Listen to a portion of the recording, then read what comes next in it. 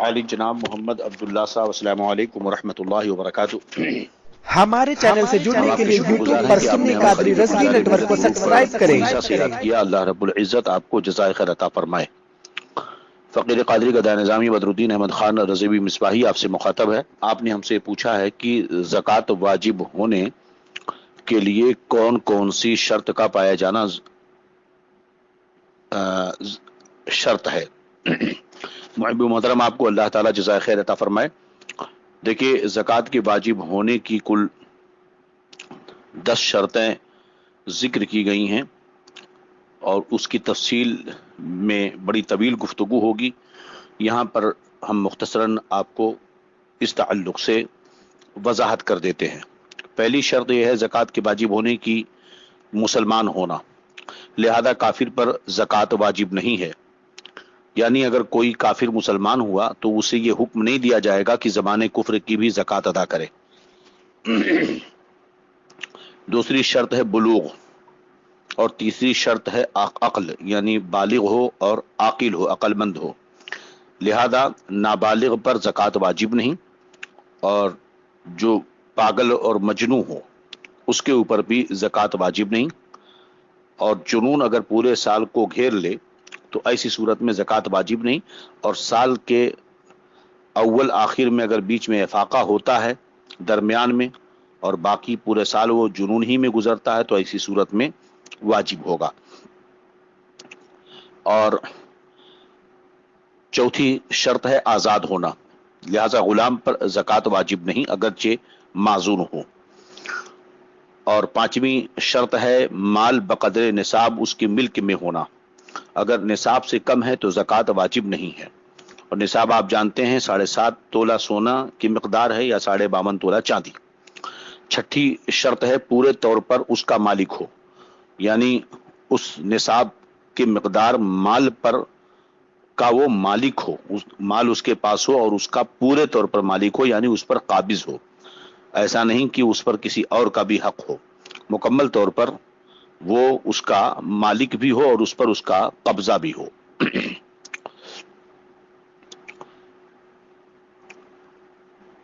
لہذا جیسے رہن رکھی ہوئی چیزوں پر زکوٰۃ واجب نہیں ہوگی۔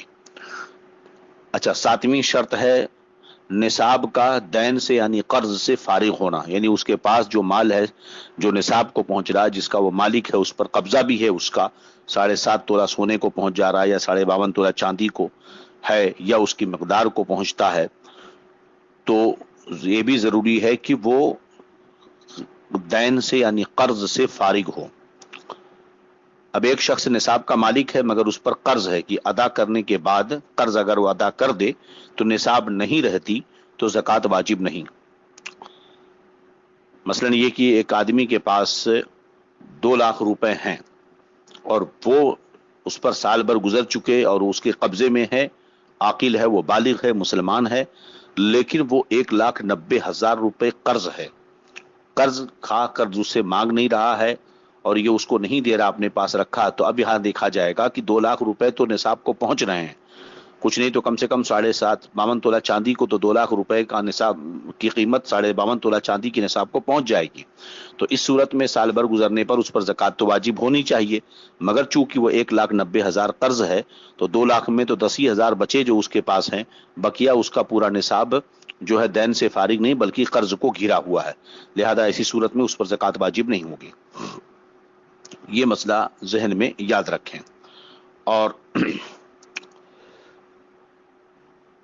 8ویں شرط ہے نصاب کا حاجت اصلیہ سے فارغ ہونا، یعنی جو اس کے پاس 7.5 تولہ سونا ہو یا 52.5 تولہ چاندی یا اتنا مال ہو جو اس روپے پیسے ہوں جو اس نصاب کو پہنچ جاتے ہوں، یہ حساب اس طور پر ہوگا کہ حاجت اصلیہ کے علاوہ ہوں، جو اس کی ضروریات زندگی کے لیے چاہیے ان کو چھوڑ کر گھر کے اخراجات اور گھر کی ضرورتیں، آل و اولاد، اس کی جو اخراجات ہیں، ضروریات زندگی ہیں، کپڑا پہننا، کھانا پینا، گھر کے سامان وغیرہ، سواری کے سفر کے لیے سواری وغیرہ، ان ساری چیزوں کے علاوہ اگر اس کے پاس جو ہے نصاب کو پہنچنے والا مال ہو، یعنی نصاب کا حاجت اصلیہ سے فارغ ہونا ضروری ہے۔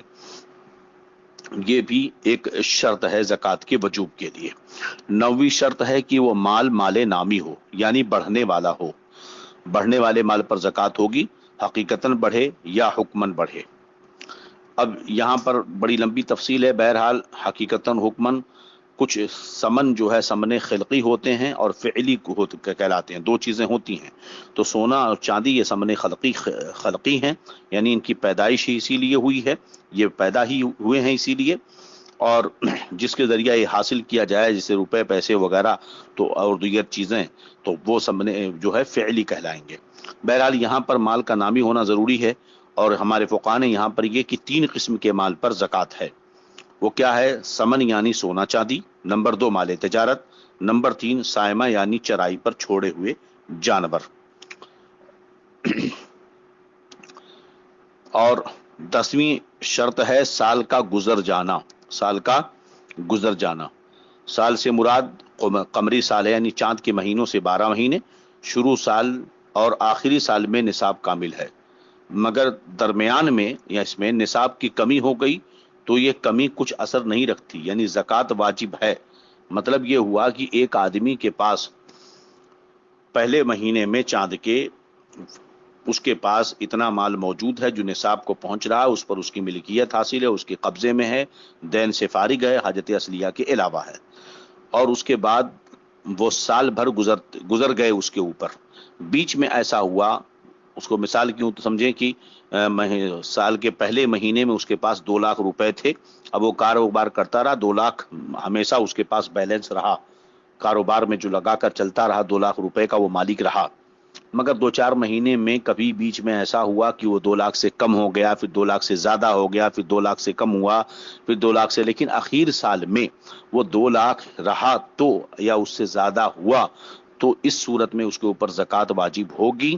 بیچ میں جو نصاب سے کمی ہوئی ہے، یعنی 2 لاکھ سے کم ہو گیا، یعنی کہ مطلب یہ ہے کہ اگر فرض کیا جائے کہ 25 یا 26 ہزار میں چاندی 52.5 تولہ مل جاتی ہے، ہم نے حساب تو لگایا نہیں ابھی، ایک اندازاً 25-26 ہزار میں 52.5 تولہ چاندی کو یہ قیمت نصاب کو پہنچ جاتی ہے، تو ایسی صورت میں بیچ میں کبھی ایسا ہوا کہ اس کے پاس 2 لاکھ روپے خرچ ہو گئے اور 12,000 10,000 ہی بچے، لیکن پھر اس کے بعد جو ہے 2-3 مہینے کے بعد پھر وہ 2 لاکھ کا مالک ہو گیا، 50,000 کا مالک ہو گیا، ایسے چلتا رہا تو آخر سال تک اگر وہ بیچ میں کمی ہو گئی اس کے باوجود آخر میں وہ نصاب کا مالک رہا تو ایسی صورت میں اس کے اوپر زکوٰۃ واجب ہوگی، کہ شروع اور اخیر کا مطلب یہ کہ دیکھا جائے گا، درمیان میں کمی بیشی ہونے سے اس میں کوئی فرق نہیں پڑتا۔ تو یاد رہے کہ مال کا نامی ہونا اور یہ ساری یہ شرطیں ہیں جو زکوٰۃ کے وجوب کے لیے ہیں، اور اس پر بڑی تفصیل کے لیے ایک لمبا وقت درکار ہے۔ اللہ رب العزت ہمیں رمضان المبارک کی برکتوں سے مالا مال فرمائے۔ ھذا ما عندی واللہ اعلم بالصواب۔ السلام علیکم ورحمۃ اللہ وبرکاتہ۔ اگر مزید تفصیل دیکھنا چاہتے ہیں تو بہت ہی آسان انداز میں بحر شریعت کا مطالعہ کریں۔ السلام علیکم ورحمۃ اللہ وبرکاتہ۔